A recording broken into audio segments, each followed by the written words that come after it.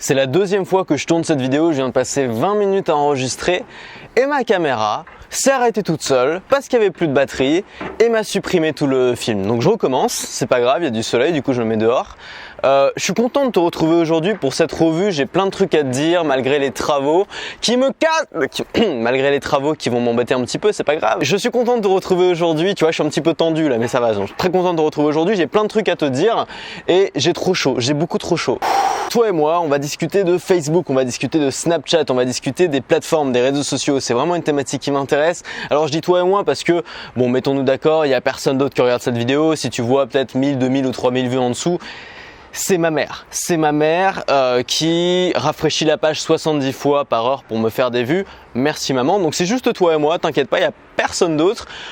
Et bah si, il y a ma mère, quoi. Toi, moi et ma mère. J'utilisais Facebook avant pour publier mes vidéos en natif sur la plateforme et j'ai arrêté de le faire parce que je me suis dit qu'il valait mieux me concentrer sur YouTube et faire en sorte que la plupart de mes vues soient sur YouTube pour d'une part améliorer le référencement, mais aussi parce que l'audience que je veux, elle se trouve davantage sur YouTube. C'est un très bon canal pour fidéliser son audience, c'est un canal à long terme, alors que Facebook, c'est davantage les vidéos très courtes qui fonctionnent, les vidéos impactantes. Les gens passent pas beaucoup de temps sur Facebook pour la simple et bonne raison que quand on va sur Facebook, c'est pour se divertir.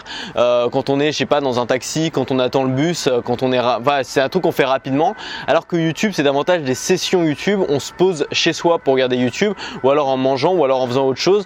Mais c'est des sessions où on va sur YouTube pour regarder des vidéos, alors que c'est pas le cas sur Facebook. Est-ce que ça enregistre? Oui, ça enregistre. Putain, j'ai eu peur. C'est vraiment pas facile pour moi aujourd'hui. Et donc Facebook est en train de lancer une nouvelle fonctionnalité pour les vidéos sur mobile, qui change une petite chose, mais une petite chose qui à mon avis va vraiment être importante. Mais fermez-la, putain, j'en peux plus. Les mecs, c'est le bouquet final. Ils ont décidé de faire tout le bruit en même temps, la perceuse, le marteau, la grue, tout en même temps.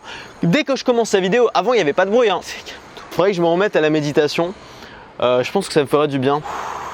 Dis-moi en commentaire si tu préfères que je fasse la vidéo en extérieur avec le bruit ou si tu préfères que je la fasse à l'intérieur sans bruit. Je pense que ça va être mieux à l'intérieur. Et donc Facebook a mis en place une nouveauté qui va être que les vidéos vont démarrer automatiquement comme c'était le cas jusque-là sur mobile, mais avec le son en plus. Ah, j'en peux plus, c'est énervant. Bon, on va continuer ici parce que tu vois, j'ai vraiment du mal. Il y a un truc qui me ferait vraiment kiffer, c'est d'avoir un peu un studio. Je sais pas si tu vois le youtubeur Pierre Cross, il a acheté ou loué un studio à Paris qu'il utilise pour faire ses vidéos et c'est vachement sympa. L'avantage d'avoir un studio, c'est que tu peux mettre ton setup, tu peux mettre tes caméras, tes lumières un peu toujours au même endroit, te faire tes décors et ça bouge pas et donc tu sais ce qui fonctionne, t'as pas besoin de recréer le décor, les lumières, tout ça à chaque fois et d'essayer de réobtenir la même chose, puis t'as peut-être pas ces problèmes de travaux, enfin j'imagine qu'il y a des travaux partout, mais voilà, il y a moyen d'insonoriser la pièce, de faire un truc quand même sympa. Donc ce que je disais, c'est que Facebook vient d'introduire une nouveauté qui sera sur mobile, c'est-à-dire que quand tu défileras sur mobile et qu'il y aura une vidéo, non seulement la vidéo va se lancer toute seule comme c'était le cas avant, mais en plus il y a le son de la vidéo qui va se lancer. Ils ont fait ça de manière assez intelligente, c'est que si tu es en mode déjà son coupé, le son de la vidéo ne va pas se lancer si tu es en mode silencieux, mais si t'es pas en mode silencieux, tu vas arriver sur la vidéo et le son va augmenter au fur et à mesure que la vidéo apparaît. Ce qui je trouve est assez malin et ce qui va surtout nous permettre, nous en tant que créateurs de contenu et de créateurs de contenu vidéo, de pouvoir catcher l'attention des gens, de pouvoir convaincre les gens de regarder la suite de la vidéo dès les premières secondes et sans avoir à mettre de sous-titres. Donc peut-être que ça peut améliorer le taux de rétention sur les vidéos, donc c'est quelque chose que je vais essayer de faire dès que la nouveauté sera implémentée sur Facebook en France. Je vais commencer à remettre mes vidéos en natif et je vais voir ce qui se passe. En fait, c'est pas très important ce que je te raconte là, c'est juste une anecdote, mais l'idée c'est de bien comprendre que c'est important de respecter la plateforme que tu utilises. Il y a beaucoup d'experts en réseaux sociaux qui vont dire ouais, il faut être partout et d'autres qui vont dire il faut être sur une seule plateforme et concentrer tous ses efforts sur cette plateforme. Moi, ce que je te dis, c'est un peu entre les deux, c'est tu peux être sur toutes les plateformes que tu veux à une seule condition, c'est que tu respectes chacune de ces plateformes. Si tu es sur Facebook, respecte Facebook. Si tu es sur YouTube, respecte YouTube. Si tu es sur Snapchat, respecte Snapchat. Et pour respecter les plateformes, il faut comprendre leur histoire, il faut comprendre leur pourquoi, il faut comprendre quel est le but de ces plateformes. Et tu vas comprendre que le pourquoi de Facebook, c'est pas le même que le pourquoi de YouTube, qui n'est pas le même que le pourquoi de Snapchat. C'est chacun des pourquoi différents. Et donc, ils ont chacun une culture différente et il faut s'adapter à leur culture. Et je pense qu'il vaut mieux être sur une seule ou sur deux plateformes différentes plutôt qu'être partout, mais faire le même contenu et le copier-coller partout. Donc forcément, ça prend plus de temps, mais c'est nécessaire. Pour te donner un petit peu une idée de ces différentes plateformes et quelle est leur culture et quel est leur fonctionnement, je vais faire le parallèle avec des émissions de télé tout simplement. Pour moi, YouTube, c'est un peu l'équivalent de On n'est pas couché à la télévision. C'est une émission qui est hebdomadaire, où tu reviens toutes les semaines, où tu as toujours les mêmes têtes, où il y a parfois des invités, mais où tu as des codes que tu connais et tu reviens parce que tu es habitué à cette émission et parce que tu apprécies cette émission. Donc, c'est très très bon pour la fidélisation de l'audience. Les gens peuvent rester 2 heures devant une émission comme ça. C'est quelque chose que moi je privilégie parce que pour moi c'est important d'avoir une relation à long terme. YouTube, c'est vraiment la plateforme du long terme, donc c'est On n'est pas couché. Facebook, c'est un peu BFM TV. Ça veut dire que c'est du contenu court et impactant, mais du contenu un petit peu saoulant quand on a trop. C'est-à-dire que sur Facebook, tu as beaucoup de choses, t'as pas envie de tout regarder, t'as pas forcément beaucoup de choses intéressantes, mais exactement comme sur BFM TV, on y va le jour où il se passe quelque chose d'absolument incroyable dans l'actualité. Facebook, on y va pour voir des choses étonnantes, pour voir des choses uniques, mais on n'y revient pas forcément tous les jours pour voir du contenu régulier. Une émission sur Facebook, ça va être difficile. Par contre, des petites infos comme ça, choc, qui sortent de manière ponctuelle sur Facebook, c'est ça qui peut très bien marcher. Facebook, contrairement à YouTube, c'est un réseau social, ça veut dire qu'il y a une notion de partage, il y a une notion, ça peut devenir viral beaucoup plus facilement et beaucoup plus rapidement que sur YouTube. Donc, ça peut être utilisé comme ça. Snapchat, pour moi, c'est l'équivalent de Secret Story à la télé. Ça veut dire que ça crée une addiction, mais cette addiction est très difficile à comprendre. Tu comprends pas pourquoi tu restes devant ce truc, tu comprends pas pourquoi t'as besoin toute la journée de revenir sur Snapchat, de regarder la vie des gens. C'est parce que en tant qu'être humain, on a cette curiosité de savoir comment se passe la vie des gens, de se mettre finalement dans les yeux de quelqu'un d'autre. On a tous eu envie une fois d'être dans les yeux de quelqu'un d'autre. Snapchat, c'est le réseau social qui s'approche le plus de ça.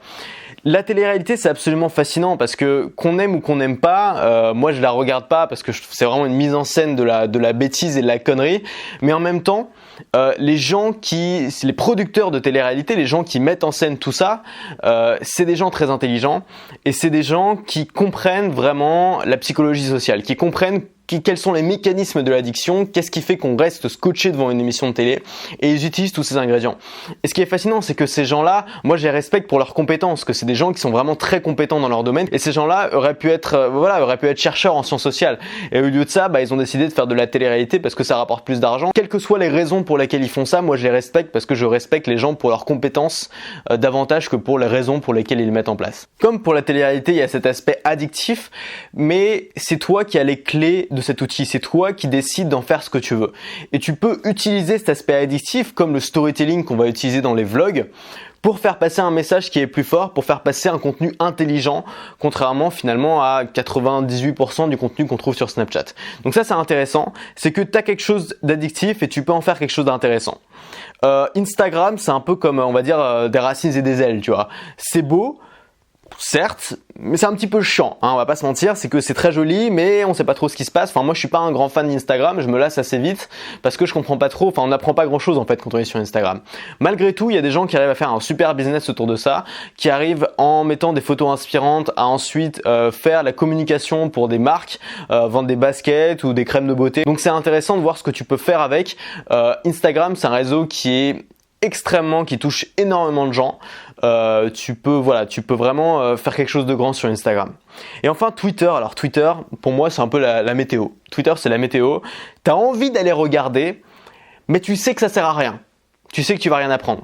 Je pense qu'en 140 caractères, on peut pas faire passer d'idées fortes, ou c'est très difficile. Ça va être davantage un réseau social de réaction, on va réagir à chaud. Moi je l'utilise comme ça, je le fais aussi, mais forcément quand on est dans la réaction plutôt que dans la réflexion, le contenu qui en sort est jamais du contenu profond, c'est toujours du contenu de surface, et donc c'est pas là forcément qu'on va trouver le meilleur contenu. Malgré tout, Twitter c'est un très bon réseau social pour contacter les influenceurs ou contacter les célébrités, et elles-mêmes peuvent avoir un contact direct avec leur audience sans avoir à passer par les médias. Donc c'est un réseau social anti-média et juste en ce sens-là, c'est un réseau social qui est intéressant. Donc voilà, ce que je te dis là, c'est juste pour te montrer que chacune de ces plateformes, exactement comme chacune de ces émissions de télé, sont totalement différentes, ont un pourquoi totalement différent, s'adressent parfois à une audience qui a rien à voir, c'est pas les mêmes personnes qui regardent des racines et des ailes que les gens qui regardent la télé-réalité. Et donc il faut comprendre que le contenu que tu vas mettre sur ces différentes plateformes, ça peut pas être le même contenu, ça peut pas être le même format, parce que ça va pas fonctionner. Ça va pas fonctionner aussi bien que si tu t'adaptes en fonction de chacune des plateformes. Et je pense qu'il vaut mieux se concentrer à fond sur une plateforme et respecter sa culture plutôt qu'essayer d'être partout et au final être nulle part. C'est toujours pareil, quand on veut faire tout, on finit par faire rien. Quand on veut avoir toutes les informations du monde, on finit par être complètement perdu. Quand on veut être partout, on finit par être nulle part. Deuxième chose dont je voulais te parler, je les ai perdues. J'arrive. Ce sont mes lunettes Snapchat que je me suis procurées. Alors, faut savoir que c'est difficile de se les procurer en France parce que ces lunettes sont vendues seulement dans le magasin Spectacles de Snapchat à New York, ou dans les bornes. Ils ont fait une stratégie marketing excellente. Ça veut dire qu'ils ont foutu des bornes un peu partout, ponctuellement, avec des ballons au-dessus qui sont accrochés, des ballons qui sont accrochés à la borne, et donc ils te disent en fait l'histoire qu'ils te racontent, c'est que la borne vient d'atterrir et donc il lui faut plusieurs jours pour se reposer. Donc pendant plusieurs jours elle est éteinte et au bout de quelques jours elle s'allume, et là les gens, du coup, ça crée un gros buzz. Snapchat le met sur son compte Twitter, et donc juste avec une photo les gens doivent deviner où c'est, et donc ils ont créé un marketing de la restriction qui est très puissant, qui a fait que beaucoup de gens en parlent, et il y a des très bons retours sur ces lunettes. Et ils ont pris un positionnement marketing qui était intéressant, contrairement aux Google Glass qui ont échoué. C'est qu'ils ont dit non, on veut pas faire un produit révolutionnaire qui va changer le monde, on veut créer un gadget cool, et ils l'ont vendu comme un accessoire de mode. Si tu regardes sur le site Spectacles, tu t'aperçois que voilà, c'est vraiment vendu comme un accessoire de mode, un peu comme l'Apple Watch d'ailleurs. Et simplement, ça fait une seule chose, et ça le fait bien, c'est que ça prend des snaps. Il suffit d'appuyer sur ce bouton, ça prend un snap, ça indique que ça filme, et ensuite tu peux prendre ton téléphone et choisir ou non si tu veux mettre ce snap sur Snapchat. Donc c'est vraiment intéressant. Moi j'ai envie de l'utiliser pour tester des choses. Je vais essayer de filmer des choses que j'aurais pas forcément filmé, parce que forcément ça crée une barrière avec le sujet de sortir ton téléphone.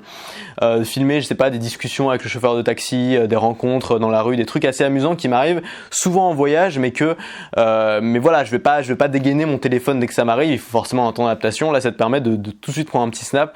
Ça peut être vraiment cool, et donc je vais l'utiliser pour Snapchat. Donc n'hésite pas à me suivre sur Snapchat si tu veux pas rater ça. Et en même temps, je vais l'utiliser, je pense que je vais essayer de reprendre les images, que tu peux récupérer les images en HD, et je vais essayer d'utiliser comme habillage pour mon vlog. Ce que ça révèle sur les réseaux sociaux, ces lunettes, c'est que on s'aperçoit que les réseaux sociaux sont de plus en plus proches de la réalité. Les premiers réseaux sociaux, c'était juste des forums, tu vois, c'était juste du texte en différé. Ensuite, on a eu les messageries en temps réel. Ensuite, on a eu la vidéo où on peut se voir carrément. Ensuite, c'est la mode en ce moment du live, la vidéo en temps réel. Et là, on en arrive carrément à un point où il y a même plus de barrière entre toi et la personne et le réel. En fait, c'est simplement t'appuies sur un bouton, le réel est capturé et tu peux le publier en un clic. Et on a atteint ce niveau où on est très très proche de la réalité, et plus on est proche de la réalité, encore une fois, plus ça crée de l'intérêt chez les gens, parce qu'on aime la réalité, on aime le storytelling, on aime se mettre à la place de quelqu'un d'autre, voir à travers ses yeux. Et finalement, la fonction de ces lunettes, elle est peut-être beaucoup moins futile que ce qu'elle dit. Elle permet de voir à travers les yeux de quelqu'un d'autre.